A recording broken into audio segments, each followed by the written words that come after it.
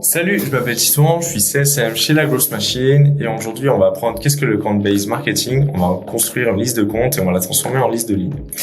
Donc actuellement, si vous avez une stratégie de Count-Based, ce que vous devez faire, c'est dans le filtre prospect, chercher au niveau de l'industrie. On va par exemple prendre des gens qui travaillent dans le secteur de l'Internet et on va les inclure. Et du coup, ça c'est ce qu'il ne faut absolument pas faire. Jamais, au grand jamais, utiliser le filtre au niveau du prospect. En fait, les filtres sont un peu désordonnés dans ces ségrégатeurs. Tu as l'industrie qui est déclarée par le lead et tu as l'industrie qui est déclarée par l'entreprise. Dans 40% des cas, les deux ne vont pas match et ce pour deux raisons. La première, c'est que l'industrie au niveau du lead est déclarée par ce dernier et pas automatiquement update quand tu changes de boîte. Donc c'est fortement probable que l'info soit périmée, surtout que LinkedIn ne te rappelle pas de changer cette industrie. Deuxième raison, beaucoup de gens vont aller déclarer l'industrie au niveau du département dans lequel ils travaillent, pas celle de l'entreprise où ils travaillent.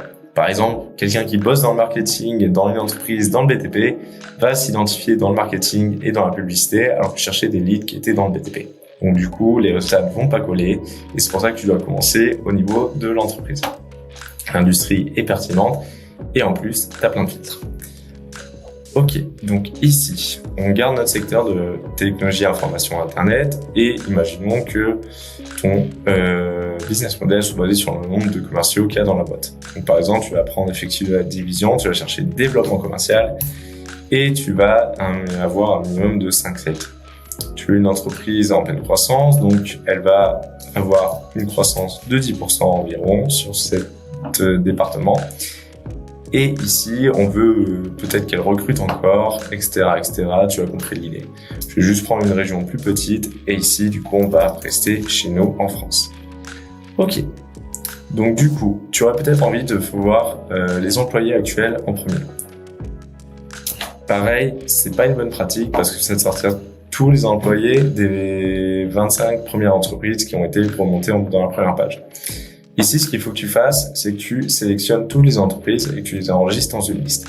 Pour cela, on va appeler cette liste, par exemple, entreprise cible, 5 sales, 10%, et on va mettre le secteur technologie et Internet.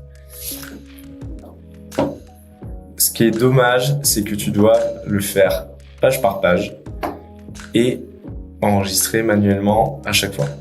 Donc ça va être un peu long. Ici, je vais m'en tenir aux 2 premières pages.